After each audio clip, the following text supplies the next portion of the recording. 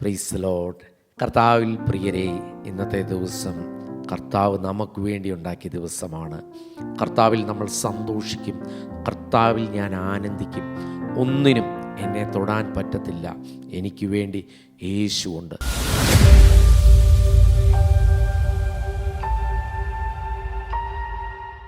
എനിക്ക് വേണ്ടി യേശു കർത്താവിൻ്റെ കരമുണ്ട്. ഞാൻ ഭയപ്പെടത്തില്ല. എനിക്ക് വേണ്ടി കർത്താവുണ്ടെന്ന് വാകൊണ്ട് വിളിച്ചു പറഞ്ഞ് കർത്താവിലുള്ള നന്മകൾ കണ്ട് ഈ ദിവസത്തിലേക്ക് നമ്മൾ കടക്കുമ്പോൾ, പ്രിയമുള്ളവരെ, ഈ ചൊവ്വാഴ്ച നമ്മുടെ ജീവിതത്തിൽ ഏറ്റവും അനുഗ്രഹിക്കപ്പെട്ട ഒരു ദിവസമായിരിക്കും. ചിലപ്പോൾ ചിന്തിച്ചിരിക്കുന്നത് എങ്ങനെ, എന്ത് എന്നൊക്കെ ആയിരിക്കും ചിന്തിക്കുന്നത്. ഇന്നലെ കിടന്നപ്പോഴും ഇന്നലെയും ചിന്തിച്ചത് ഇന്നത്തെ ദിവസം എങ്ങനെയാണെന്നായിരിക്കും. ഒരു കാര്യത്തിലും ഡൗട്ട് അടിക്കേണ്ട, കർത്താവ് നമുക്ക് വേണ്ടിയുണ്ട്. ഇന്നത്തെ ദിവസം എഴുന്നേറ്റപ്പം ഒരുപക്ഷെ നിങ്ങൾ എഴുന്നേറ്റ് വളരെ ഉറപ്പോടുകൂടെ, വളരെ ധൈര്യത്തോടുകൂടെ ചില കാര്യങ്ങളൊക്കെ ചെയ്യാം, ചിലരൊക്കെ എനിക്ക് ചെയ്യണം എന്നുള്ള ഉറപ്പോടുകൂടി ആയിരിക്കും എഴുന്നേറ്റത്. ഒരു കുഴപ്പമില്ല, മുമ്പോട്ട് പോയാട്ടെ, കർത്താവ് നമുക്ക് വേണ്ടിയുണ്ട്. എന്നാൽ മറ്റു ചിലർ എഴുന്നേറ്റത്, അയ്യോ ഇന്നത്തെ ദിവസം ഇന്ന കാര്യം എങ്ങനെ എനിക്ക് മുമ്പോട്ട് പോകാൻ പറ്റും, എന്നെക്കൊണ്ട് പറ്റുമോ, ഇതൊക്കെ നടക്കുമോ എന്നൊക്കെ ചിന്തിച്ചായിരിക്കും എഴുന്നേറ്റത്. ആ ആൾക്കാരോട് ഞാൻ പറയട്ടെ, കർത്താവ് നമുക്ക് വേണ്ടിയുണ്ട്. കർത്താവ് നമുക്ക് വേണ്ടി, യേശു നമുക്ക് വേണ്ടിയുണ്ട്. ഭയപ്പെടേണ്ട, കർത്താവിൻ്റെ കരം നമുക്ക് വേണ്ടി പ്രവർത്തിക്കുന്നത് തന്നെയാണ്. ഒരു കാര്യത്തിലും ഡൗട്ട് അടിക്കേണ്ട. കർത്താവ് എനിക്ക് വേണ്ടി ഉള്ളതുകൊണ്ട് ഈ പ്രതിസന്ധിയും ഈ അസാധ്യമെന്ന് പറഞ്ഞതും ഞാൻ ചാടിക്കടക്കും. എനിക്ക് വേണ്ടി കർത്താവ് ഉള്ളതുകൊണ്ട്. നമ്മൾ ഈ ഭൂമിയിൽ സൃഷ്ടിക്കപ്പെടുക എന്ന് പറയുന്നത് അപ്പൻ്റെയും അമ്മയുടെയും ഇഷ്ടപ്രകാരം അവരെടുത്ത തീരുമാനത്തിൽ, ദൈവ പദ്ധതിയാണ്. അപ്പം തന്നെ അവരെടുത്ത തീരുമാനത്തിൽ ഞാൻ ഈ ഭൂമിയിൽ ഉളവായി. പ്രിയമുള്ളവരെ, എന്നാൽ വിശുദ്ധ വചനം ബൈബിള് മറ്റൊരു സൃഷ്ടിയെക്കുറിച്ച് അല്ലെങ്കിൽ മറ്റൊരു ജനനത്തെക്കുറിച്ച് പറയുന്നുണ്ട്. അത് ദൈവത്തിൻ്റെ ഇഷ്ടപ്രകാരം ദൈവം നമ്മളെ ജനിപ്പിക്കുന്നതിനെക്കുറിച്ചാണ്. ഈ ഭൂമിയിൽ നമ്മൾ സൃഷ്ടിക്കപ്പെട്ടതിന് ശേഷവും മറ്റൊരു ജനനം നമ്മുടെ ജീവിതത്തിൽ ഉണ്ടെന്നാണ് വിശുദ്ധ ബൈബിൾ പഠിപ്പിക്കുന്നത്. അതുകൊണ്ടാണ് 2 കൊരിന്ത്യർ അതിൻ്റെ 5-ാം അധ്യായം 17-ാം വാക്യം പറയുകയാണ്, ഒരുവൻ ക്രിസ്തുവിലായാൽ അവൻ പുതിയ സൃഷ്ടിയാകുന്നു. ആ പുതിയ സൃഷ്ടി എന്ന് പറയുന്നത്, ഇന്നലെ വരെ എൻ്റെ ഇഷ്ടപ്രകാരമായിരിക്കും ഞാൻ പലതും ചിന്തിച്ചു കൂട്ടിയത്, ഇന്നും അങ്ങനെ തന്നെയാണ് ചിന്തിക്കുന്നത്. പക്ഷേ ആ ചിന്തയ്ക്കപ്പുറത്ത് എനിക്കറിയാം, എൻ്റെ അകത്തൊരു പുതിയ സൃഷ്ടിപ്പ് നടന്നു.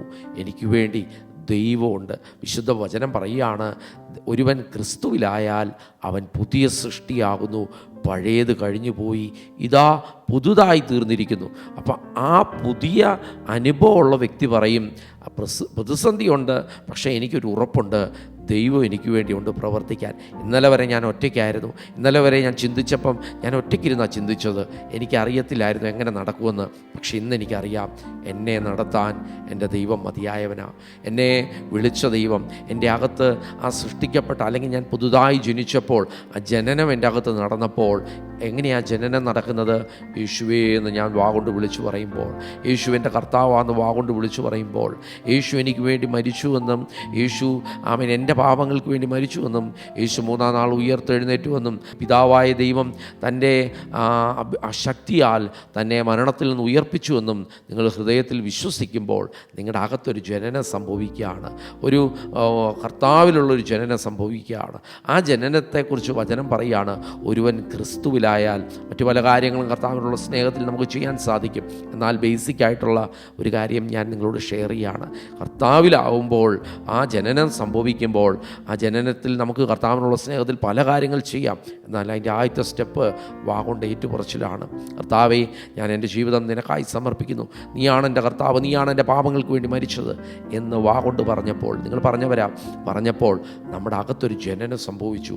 ആ ജനനം, ആ പുതിയ സൃഷ്ടി, ആമേൻ, ഇന്ന് പ്രതിസന്ധി നിൽക്കുമ്പോഴും താൻ വിളിച്ചു പറയും, ഇല്ല, ദൈവം എനിക്ക് അനുകൂലം, പ്രതികൂലമാരാ, ദൈവം എനിക്ക് വേണ്ടി പ്രവർത്തിക്കാനുണ്ട്. മറ്റുള്ളവരൊക്കെ ചിന്തിക്കും, ഇവരെന്നാ ഇത്രയും പ്രതിസന്ധി നിൽക്കുമ്പോഴും ഇവർ ഭാരമില്ലാത്ത, ഭയമില്ലാത്ത, അവൻ അകത്ത് ചെറിയ ടെൻഷനൊക്കെ ഉണ്ട്, എങ്കിലും ഞാൻ വിളിച്ചു പറയും, കർത്താവ് എനിക്ക് വേണ്ടിയുണ്ട്, കർത്താവ് എനിക്ക് വേണ്ടി പ്രവർത്തിക്കും. ഇത് കേട്ടുകൊണ്ടിരിക്കുമ്പോൾ നിങ്ങൾ ചിന്തിക്കും, ഈ ഉറപ്പ് എനിക്ക് എങ്ങനെ ലഭിക്കും? ഇന്നത്തെ ഈ ദൈവിക സന്ദേശം പോലും ആ ഉറപ്പ് എങ്ങനെ നിങ്ങൾക്ക് ലഭിക്കും? അസാധ്യമെന്ന് നിങ്ങൾ കരുതിയത് ദൈവം നിങ്ങൾക്ക് വേണ്ടി ചെയ്തു തരുമെന്നുള്ള സന്ദേശമാണ് ഞാൻ നിങ്ങളോട് ഷെയർ ചെയ്യുന്നത്. ദൈവത്തിൻ്റെ വചനം നമ്മളെ പഠിപ്പിക്കുകയാണ്, ഒരുവൻ ക്രിസ്തുവിലായാൽ അവൻ പുതിയ സൃഷ്ടിയാണ്. ഇന്നലെ വരെ ഞാൻ ഒറ്റയ്ക്കാണ് ചെയ്തത്. ഇന്ന് ഞാൻ പുതുതായി ജനിച്ചപ്പോൾ ഇത് കേട്ടുകൊണ്ടിരിക്കുമ്പോൾ നിങ്ങളുടെ വാ കൊണ്ട് പറഞ്ഞേ, യേശുവേ, അങ്ങ് ഈ ഭൂമിയിൽ വന്നത് എനിക്ക് വേണ്ടിയാണ്, എൻ്റെ പാപങ്ങൾക്ക് വേണ്ടിയാണ്.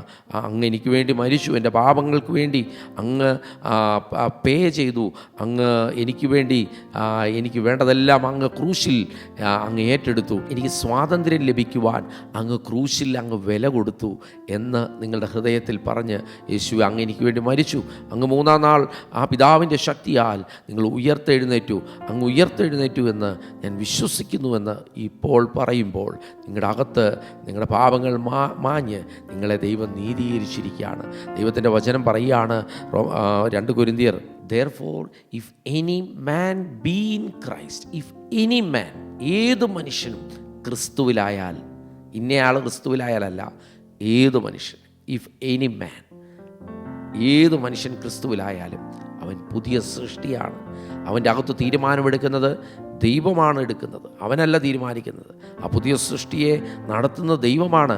അപ്പം ഞാൻ പറയുമ്പോൾ ആര് പറഞ്ഞ പോലെയാ? ദൈവം പറഞ്ഞ പോലെയാ. അസാധ്യമെന്ന് പറഞ്ഞെടുത്ത് ഞാനും നിങ്ങൾ പറയുമ്പോൾ ദൈവപ്രവൃത്തി അവിടെ നടക്കാൻ തുടങ്ങും. വചനം പറയാണ്, ആമേൻ, 21 വാക്യം പറയാണ്, പാപം അറിയാത്തവനെ നാം ദൈവത്തിൽ നീതിയാകേണ്ടതിന്, ഇങ്ങനെ പറയുന്നത്, പാപം അറിയാത്തവനെ നാം അവനിൽ ദൈവത്തിൻ്റെ നീതിയാകേണ്ടതിന് അവൻ നമുക്ക് വേണ്ടി പാപമാക്കി. യേശുവിനെ ക്രൂശിൽ, ആമേൻ, നമ്മുടെ പാപവിലയായി പാപമാക്കി പിതാവായ ദൈവം തന്നെ പാപം ആക്കി ക്രൂശിൽ കയറ്റി. പ്രിയമുള്ളവരെ, ഇന്ന് നമ്മൾ പാപികളല്ല, നമ്മളെ ദൈവം നീതീകരിച്ചു. ദൈവത്തിൻ്റെ നീതി എനിക്ക് ലഭിച്ചു. ഞാൻ എൻ്റെ നീതിയിലല്ല നടക്കുന്നത്, ദൈവത്തിൻ്റെ നീതിയിൽ. ദൈവം എന്നെ നീതീകരിച്ച ഉറപ്പിലും ധൈര്യത്തിലും ഞാൻ മുമ്പോട്ട് നടക്കുമ്പോൾ എനിക്കറിയാം ദൈവം എനിക്ക് വേണ്ടി പ്രവർത്തിക്കാൻ മതിയായവനാ. ഒരു കാര്യത്തിലും ഭയപ്പെടേണ്ട. ദൈവം നീതീകരിച്ചവരാ. ആമേൻ. മറ്റു പലരും കുറ്റം പറയുമായിരിക്കും, പറഞ്ഞോട്ടെ, കുഴപ്പമില്ല. ആമേൻ. പുതിയതായി ജനനം അനുഭവിച്ച നീ ഈ പ്രഭാതത്തിൽ, ഈ ചൊവ്വാഴ്ച നിൻ്റെ ജീവിതത്തിൽ, ആമേൻ, നിൻ്റെ ജീവിതത്തിൽ നീ അറിയാതെ നീ ചെല്ലുന്നിടത്തൊക്കെയും ദൈവത്തിൻ്റെ കരം കാണാൻ പോവുകയാണ്, ദൈവപ്രവൃത്തി കാണാൻ പോവുകയാണ്. അസാധ്യമെന്ന് പറഞ്ഞെടുത്ത് ദൈവം പ്രവർത്തിക്കാൻ മതിയായവനാണ്. വിശുദ്ധ വചനം പറയുകയാണ്, നാം അവനിൽ ദൈവത്തിൻ്റെ നീതിയാകേണ്ടതിന് അവൻ നമുക്ക് വേണ്ടി പാപമാക്കി. പ്രിയമുള്ളവരെ, അവൻ നമ്മുടെ കഴിവോ നമ്മൾ ചെയ്തതോ ഒന്നുമല്ല. പിതാവ് നമ്മളെ സ്നേഹിച്ചു. ഇന്നേ ദിവസം ആര് നിങ്ങളെ സ്നേഹിക്കാനില്ലേ? ആര് നിങ്ങളെ കരുതാനില്ലേ? ആര് നിങ്ങളെ നോക്കാനില്ലേ? കരുതുന്ന ഒരു ദൈവം ഉണ്ടെന്നേ, പ്രവർത്തിക്കുന്ന ഒരു ദൈവം ഉണ്ടെന്നേ. ആരും അസാധ്യമെന്ന് പറഞ്ഞാലും നിനക്ക് വേണ്ടി പ്രവർത്തിക്കാൻ ദൈവം മതിയായവനാ. ഇത് കേട്ടുകൊണ്ടിരിക്കുമ്പോൾ നിങ്ങൾ ഒരുപക്ഷെ ദൈവത്തിൻ്റെ സ്നേഹത്തെ കൂടുതൽ അറിഞ്ഞവരായിരിക്കും. എന്നാൽ മറ്റൊരു കൂട്ടരും കേൾക്കുന്നുണ്ട്, ഈ സ്നേഹത്തെ എനിക്കൊന്നുകൂടെ അറിയണം, എനിക്ക് ആഴമായിട്ട് കർത്താവിനെ ഒന്ന് അറിയണം, ആ സ്നേഹത്തെ ഒന്ന് അറിയണം എന്നാഗ്രഹിക്കുന്നവർ കേൾക്കുമ്പോഴും നിങ്ങൾക്ക് വേണ്ടി പ്രവർത്തിക്കുന്ന ആ ക്രൂശിൻ്റെ, ആ യേശുവിൻ്റെ സ്നേഹം, പിതാവായ ദൈവം നമ്മളെ സ്നേഹിച്ചതിൻ്റെ ചില നന്മകൾ ഈ ദിവസങ്ങളിൽ നിങ്ങളുടെ ജീവിതത്തിൽ നിങ്ങൾ അനുഭവിക്കാൻ പോവുക. നിങ്ങൾ പോലും അറിയാതെ ദൈവം പ്രവർത്തിച്ചെന്ന് നിങ്ങളുടെ വാ കൊണ്ട് വിളിച്ചു പറയുന്ന നിലയിൽ ദൈവപ്രവൃത്തി നിങ്ങൾക്ക് വേണ്ടി നടക്കാൻ പോവുക. ഇന്നത്തെ ദിവസം നടക്കാൻ പോവുക. ജയത്തോടെ കർത്താവ് നടത്താൻ പോവുക. ഒരു കാര്യത്തിലും ഭാരപ്പെടണ്ട. പിശാച് പല ചിന്തകളും നിങ്ങളുടെ അകത്ത് കൊണ്ടുവന്നിടും.